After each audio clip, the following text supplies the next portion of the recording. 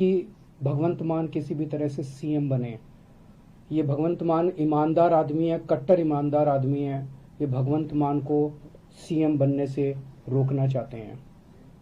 ये सारे मिलके पिछले कुछ दिनों से आप देख रहे होगे एक ही किस्म की भाषा बोलते हैं, केवल हमें गालियां दे रहे हैं। ये सारे मिलके केवल मेरे को, भगवंत मान को और आम आदमी पार्टी को गालियां दे रहे हैं हमें। और ऐसे लगता है जैसे सारे रात को बैठ के बातचीत करते हैं आपस में, वीडियो कॉन्फ्रेंस से या कॉन कॉल से, और अगले दिन सारी पार्टियां, सारे नेता एक ही भाषा में हमको गालियां देते हैं, एक ही जैसी भाषा बोलते हैं। तो हमारा कसूर क्या है? ये सारे के ऐसा आप देखेंगे, सुखबीर बादल चन्नी जी के खिलाफ नहीं बोलता, चन्नी जी सुखबीर बादल के खिलाफ नहीं बोलते, बीजेपी वाले बाकियों के खिलाफ नहीं। ये सारे केवल और केवल हमें गालियां दे रहे हैं, सारे मिलके एक ही भाषा में। हमारा क्या कसूर है? हमने क्या कर दिया? हम यही तो कह रहे हैं ना कि हमने दिल्ली में स्कूल अच्छे किए, यहां पे एक मौका दो, हम पंजाब के भी स्कूल अच्छे करेंगे। हम यही तो कह रहे हैं कि हमने दिल्ली में अस्पताल अच्छे कर दिए, मोहल्ला क्लिनिक बनाए, पंजाब में मौका दो, हम यहाँ भी अस्पताल अच्छे बनाएंगे, सबको फ्री इलाज देंगे, फ्री दवाई देंगे, फ्री टेस्ट करेंगे, फ्री ऑपरेशन करेंगे, सबका मोहल्ला क्लिनिक, पिंड क्लिनिक बनाएंगे। हम यही तो कह रहे हैं कि हमने दिल्ली में 24 घंटे बिजली कर दी, यहाँ एक मौका दो, यहाँ भी पावर कट बंद कर देंगे, बिजली 24 घंटे देंगे। जैसे दिल्ली में बिजली फ्री कर दी, यहाँ भी लोगों की बिजली फ्री करेंगे। जैसे दिल्ली हम यहाँ पे बच्चों को रोजगार देंगे, दिल्ली में 10 लाख बच्चों को हमने रोजगार दिया। यहाँ पे नशा खत्म करेंगे, नशा बंद करेंगे, ईमानदार सरकार लेके आएंगे, भ्रष्टाचार खत्म करेंगे जैसे दिल्ली में किया। यही तो कह रहे हैं हम लोग। ये लोग नहीं चाहते कि पंजाब में ये सब हो। पूरा का पूरा सिस्टम हमारे खिलाफ खड़ा हो गया है, मेरे भगवंत मान के और आम आदमी पार्टी के। तो मैं पंजाब के लोगों से अपील करना चाहता हूं कि अगर ये सारे भ्रष्टाचारी इकट्ठे हो सकते हैं तो क्या पंजाब के 3 करोड़ पंजाबी इकट्ठे नहीं हो सकते? इस बार साढ़े तीन करोड़ पंजाबी इकट्ठे हो जाओ और इस बार इस पूरे सिस्टम को हराना है। इन पूरी सारी पार्टियों को, ये पूरा जो सिस्टम है, आम अकाली दल का, कांग्रेस का, बीजेपी का, ये पूरा का पूरा सिस्टम इस बार अपने को हराना है। चाहे आप किसी भी पार्टी के हो, इस बार पंजाब के लिए वोट डालो, सारे इकट्ठे हो जाओ।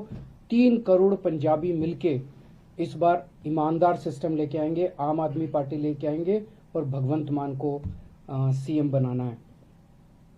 मैं मीडिया के साथियों को खासतौर से बधाई देना चाहता हूं, शुक्रिया अदा करना चाहता हूं कि उन्होंने बड़ी मशक्कत करके और बड़ी मेहनत से इस पूरे चुनाव के दौरान, मैं देखता था जब हम रोड शो में जाते थे कैसे जीपों पे लटके रहते थे सारे पत्रकार, और कैसे बड़ी कठिन परिस्थितियों में आप सब लोगों ने बहुत अच्छा निष्पक्ष तौर पे आपने पूरा चुनाव प्रचार को कवर किया है सभी पार्टियों का।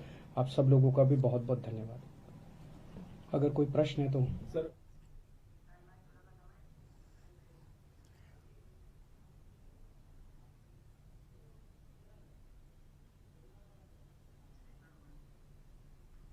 सारे इकट्ठे हो गए हैं।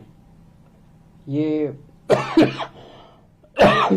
मोदी जी, प्रियंका गांधी, राहुल गांधी, चन्नी साहब, सुखबीर बादल, कैप्टन अमरिंदर, सिद्धू, ये सारे इकट्ठे हो गए हैं।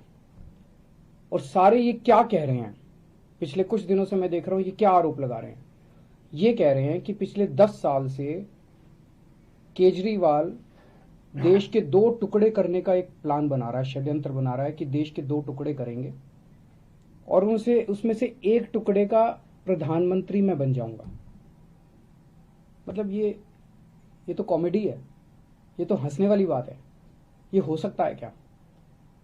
10 साल से केजरीवाल एक प्लान बना रहा है कि देश के 2 टुकड़े करूंगा और मैं उसमें से एक का प्रधानमंत्री बन जाऊंगा। तो मैं पूछना चाहता हूं इनकी, ये तो इसका मतलब मैं बहुत बड़ा आतंकवादी हो गया। तो ये इनकी सारी सिक्योरिटी एजेंसीज क्या कर रही थी? पिछले 10 साल में 3 साल तो कांग्रेस की सरकार थी, कांग्रेस वालों ने क्या किया? सो रहे थे वो लोग। 7 साल से बीजेपी की सरकार है, केंद्र में मोदी सरकार है, मोदी जी ने क्या किया? मेरे को गिरफ्तार क्यों नहीं किया? इनकी एजेंसीज क्या कर रही थी अभी तक?